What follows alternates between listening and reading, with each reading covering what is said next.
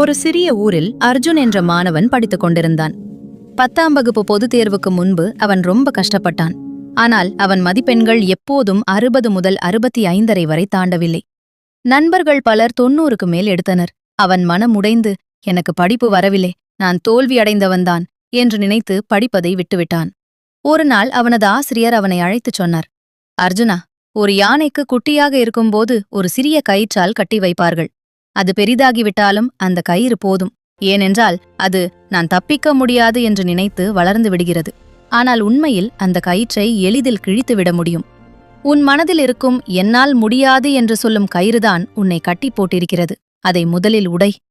அர்ஜுன் அன்று முதல் சிறிய இலக்குகளை வைத்துக் கொண்டான்.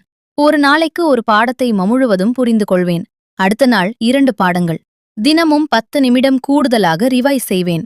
தோல்வியின் பயம் வந்தால் இது என் மனம் சொல்லும் பொய் என்று சொல்லி தள்ளி வைத்தான். தேர்வு முடிந்து ரிசல்ட் வந்தபோது அர்ஜுனுக்கு 92%. எல்லோரும் அதிர்ச்சி அடைந்தனர். அவன் சிரித்து சொன்னான், நான் தோல்வி அடைய மாட்டேன் என்று நினைத்ததுதான் என் முதல் வெற்றி.